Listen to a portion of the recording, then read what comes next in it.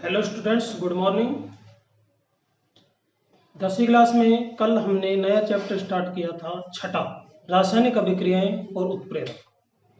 तो उसमें बच्चों आपको बताया था कि प्रकृति में हमें दो प्रकार के परिवर्तन देखने को मिलते हैं, एक भौतिक परिवर्तन, दूसरा रासायनिक परिवर्तन।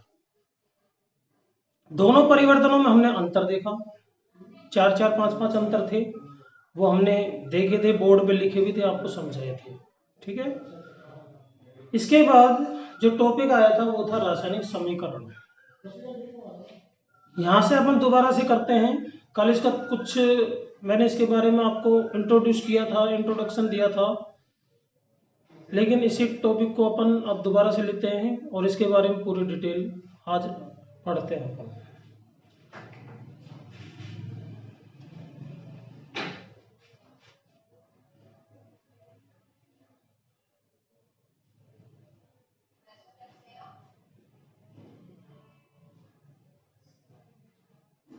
चैप्टर 6,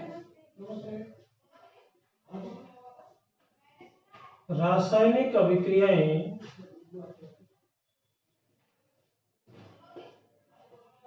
एवं उत्प्रेरक, ये था चैप्टर का नाम। तो इसमें आज हम पढ़ने वाले हैं रासायनिक समीकरण।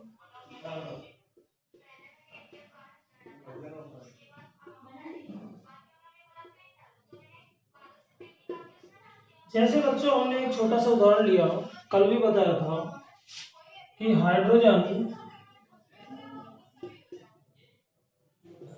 एवं ऑक्सीजन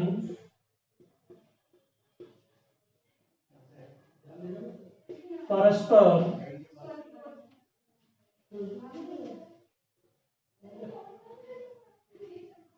संयोग करके जल बनाते हैं।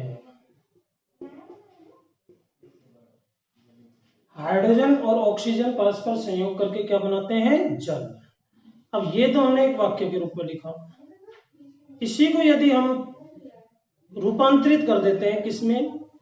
एक समीकरण के रूप में, एक विधि के रूप में, ऐसी विधि जिसमें जो चीज भाग ले रही है और जो चीज बन रही है उनको सूत्र और प्रतीकों से व्यक्त कर दें, तो वो कहलाएगा रासायनिक समीकरण। ठीक है। जैसे हाइड्रोजन प्लस ऑक्सीजन एरो क्या बन गया? जल। हाइड्रोजन और ऑक्सीजन से क्या बन गया? जल। ये तो हमने शब्द में लिखा है, तो ये शब्द समीकरण कहलाएगी। कौन सी समीकरण कहलाएगी? शब्द समीकरण। ऐसी समीकरण जिसमें भाग लेने वाले पदार्थों और बनने वाले पदार्थों को शब्दों में लिखा जाता है, हिंदी में लिखा जाता है, उसको कहा जाता है शब्द समीकरण। ठीक है। अगर इसी को हम सूत्र और प्रतीक में व्यक्त कर दें, कैसे? H2 प्लस O2, जल का सूत्र तुम जानते ही हो क्या होता है? H2 प्लस O2 बराबर H2O, ये कहलाएगा रासायनिक समीकरण।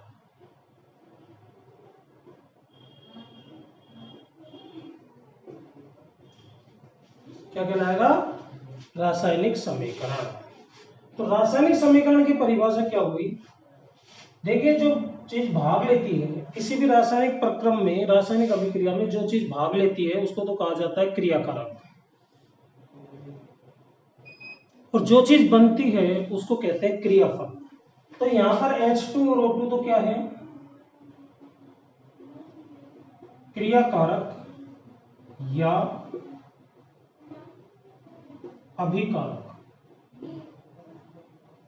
और जो बनता है, जैसे H2O बन रहा है, तो H2O को कहा जाएगा क्रियाफल या उत्पाद। दो नामों से जाना जा सकता है, क्रियाफल भी कह सकते हैं, उत्पाद भी कह सकते हैं। तो ये रासायनिक समीकरण होती है। अब इसको हम किस तरह से परिभाषित करेंगे वो अपन देखते हैं।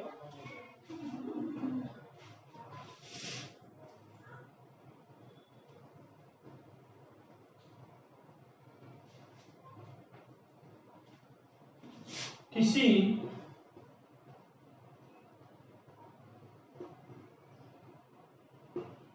रासायनिक प्रक्रम में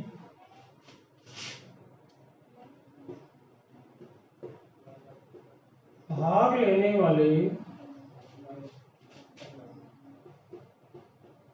पदार्थों को क्रियाकारक भी कहते हैं। किसी रासायनिक प्रक्रम में भाग लेने वाले पदार्थों एवं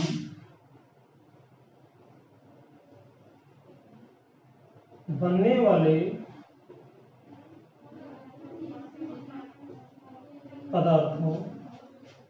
पदार्थों को क्या कहते हैं? उत्पाद।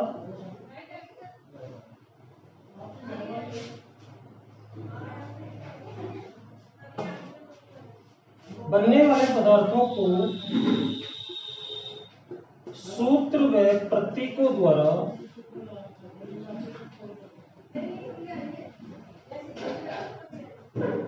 व्यक्त करने की विधि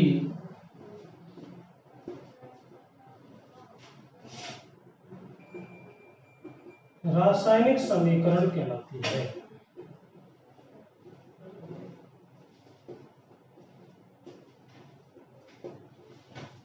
किसी भी रासायनिक प्रक्रम में जो पदार्थ भाग ले रहे हैं यानी कि क्रियाकारक, और जो पदार्थ बन रहे हैं यानी कि क्रियाफल या उत्पाद, उनको यदि सूत्र और प्रतीकों से व्यक्त कर दें तो ऐसी विधि को हम कहते हैं रासायनिक समीकरण। ओके। अब रासायनिक समीकरण को लिखने के लिए किन किन बातों का ध्यान रखना पड़ता है वो अपन अब देखने जा रहे हैं। तो रासायनिक समीकरण को लिखने के चरण।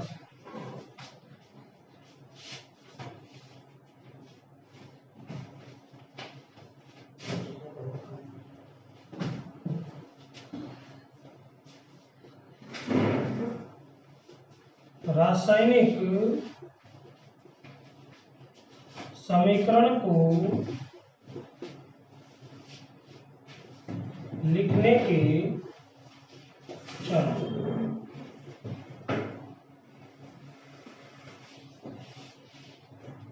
किसी भी रासायनिक समीकरण को लिखने के लिए हमें 7-8 चरणों से गुजरना पड़ता है।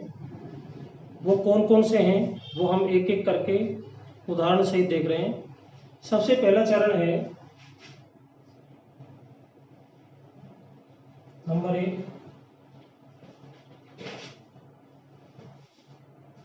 क्रियाकारक बाईं ओर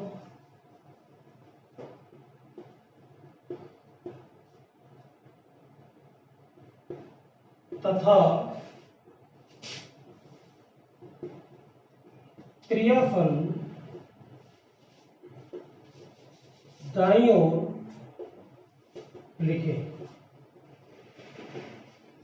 यानी कि अभिक्रिया के अंदर जो पदार्थ भाग ले रहे हैं उनको हमेशा लेफ्ट साइड में लिखना है और जो पदार्थ बन रहे हैं उनको हमेशा राइट साइड में लिखना है। जैसे हाइड्रोजन प्लस ऑक्सीजन, ये क्रियाकारक है, इनको लिखेंगे बाईं ओर। और बनता क्या है? जल, इसको लिखेंगे दाईं ओर। और बीच में क्या लगाया जाएगा? तीर का चिन्ह। दोनों के मध्य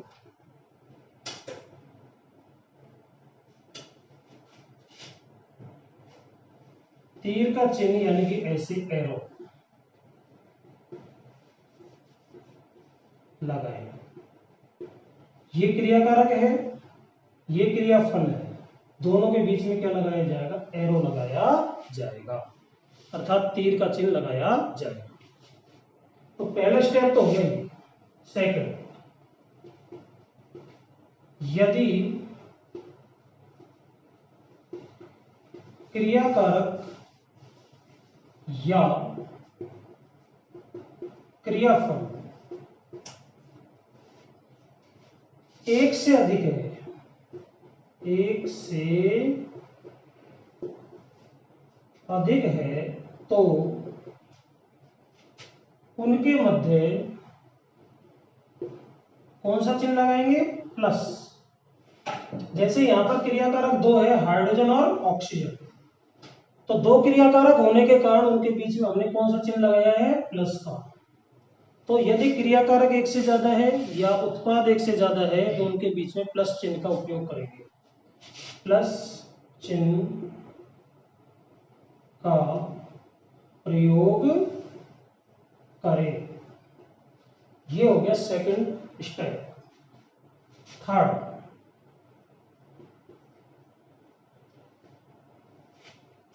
नवी क्लास में हमने पढ़ा है द्रव्यमान संरक्षण का नियम। द्रव्यमान संरक्षण के नियम के अनुसार जितना पदार्थ हम लेते हैं उतना ही पदार्थ बनना चाहिए। ठीक है, क्योंकि विज्ञान ये कहती है कि कोई भी पदार्थ ना तो इस प्रकृति में नष्ट होता है और ना ही उत्पन्न होता है। ना तो नष्ट होता है ना उत्पन्न होता है, तो जितना पदार्थ हम लेते हैं उतना ही बनना चाहिए।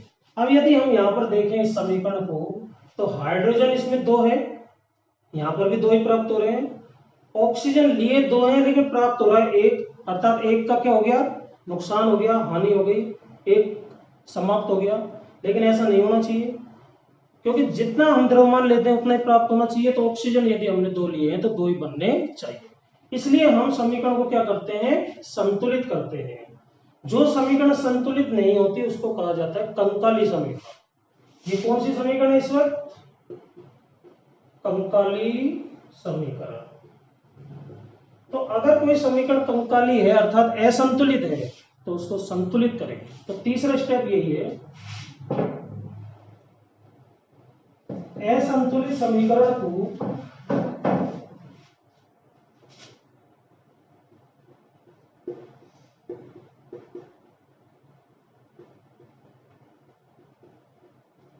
हिट एंड ट्रायल विधि द्वारा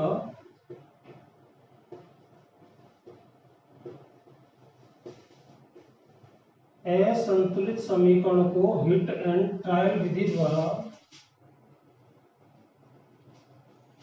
संतुलित करें।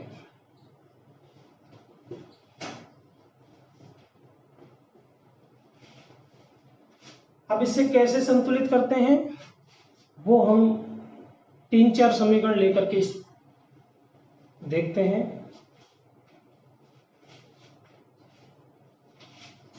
तो ये चरण यहां पर मैं मिटाने जा रहा हूं। पहला चरण, क्रियाकारकों को कहां रखते हैं? बाईं ओर, क्रियाफलों को कहां रखेंगे? दाईं ओर। बीच में किसका प्रयोग किया जाएगा? तीर के चिन्ह का। यदि क्रियाकारक और क्रियाफल एक से ज्यादा है तो उनके बीच में प्लस चिन्ह का उपयोग किया जाएगा। तीसरा, द्रव्यमान संरक्षण के नियम का पालन करने के लिए असंतुलित समीकरण को संतुलित किया जाता है।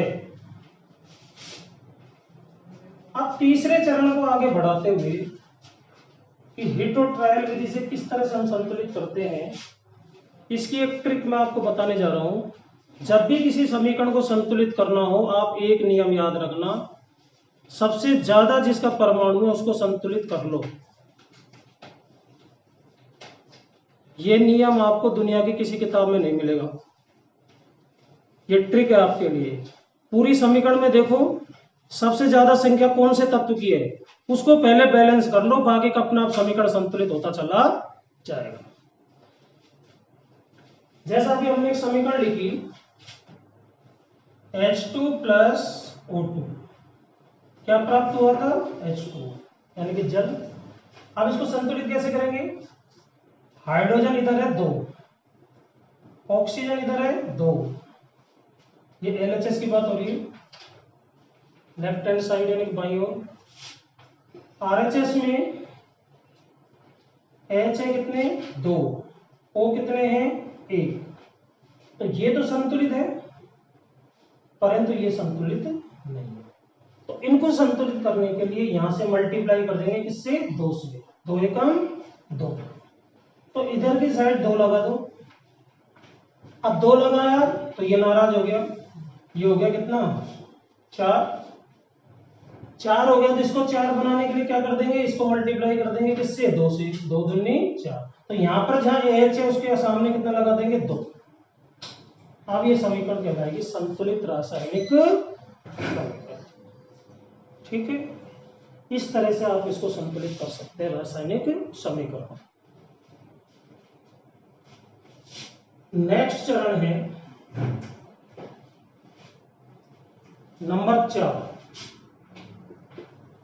अगर कोई अभिक्रिया उत्क्रमणीय है, उत्क्रमणीय का मतलब क्रियाकारक आपस में क्रिया करके क्रियाफल बना रहे हैं और क्रियाफल वापस डिवाइड हो रहा है किसमें, क्रियाकारकों में।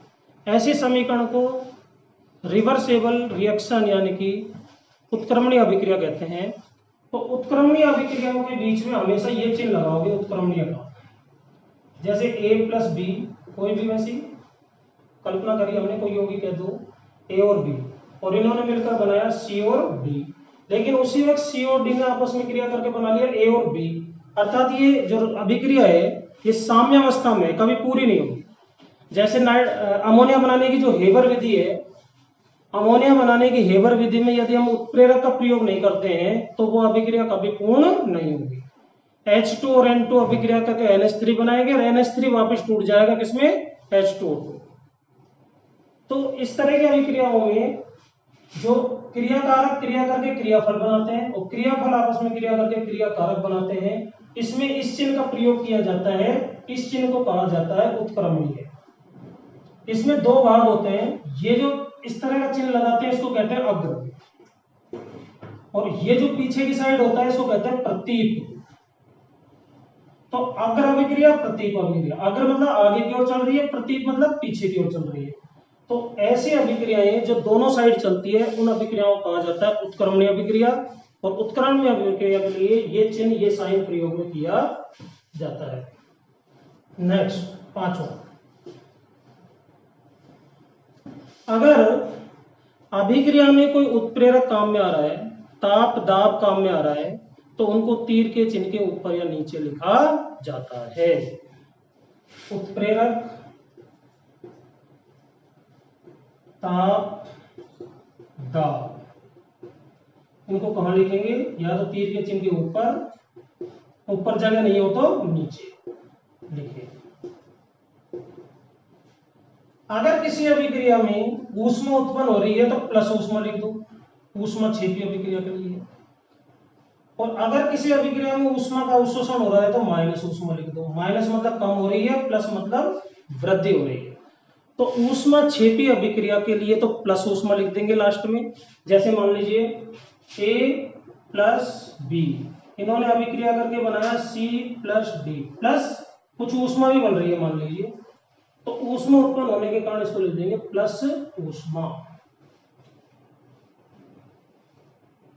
इसी तरह अगर जैसे ऊष्मा की कमी हो रही है, अवशोषित हो रही है, तो प्लस की जगह क्या आ जाएगा, माइनस। लास्ट पॉइंट,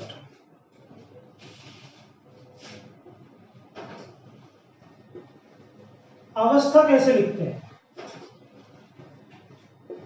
अगर कोई पदार्थ ठोस अवस्था में है, अभिक्रिया में भाग लेने वाला या बनने वाला पदार्थ ठोस में है, ठोस को इंग्लिश में कहते हैं क्या, सॉलिड, तो उसके लिए एस शब्द लगा देंगे ब्रैकेट के अंदर, ऐसे। अगर कोई द्रव है, द्रव को कहते हैं लिक्विड, तो उसके लिए एल लगा दो। अगर कोई गैस है तो उसके लिए लगा देंगे जी। और अगर जलीय विलयन है, जैसे नमक को हमने जल में घोल दिया, तो इसमें ठोस भी है उस विलयन के अंदर, क्योंकि नमक ठोस होता है और पानी यानी कि द्रव होता है, तो दोनों का विलयन बन गया, ये कहलाएगा जलीय विलयन। जलीय विलयन को इंग्लिश में कहते हैं एक्वस। क्या कहते हैं, एक्वस। तो इसके लिए जो इस्तेमाल किया जाता है, एक्यू शब्द इस्तेमाल किया जाता है। तो ध्यान रखिए, अगर किसी अभिक्रिया में ठोस भाग ले रहा है तो उसके आगे ब्रैकेट में लिख दो एस। एस मतलब सॉलिड। अगर द्रव भाग ले रहा है तो उसके लिए लिख देंगे एल यानी कि लिक्विड। गैस भाग ले रही है तो उसके लिए लिख देंगे जी, और जलीय विलयन भाग ले रहा है तो उसके लिए लिख देंगे एक्यू। इस तरह से रासायनिक समीकरण को लिखने के ये 7 चरण हैं, जिनको आपको ध्यान से देखना है, समझना है। ठीक है, तो आज का लेक्चर अपना यहीं पर समाप्त होता है। बाकी अपन करेंगे कल। Thank you.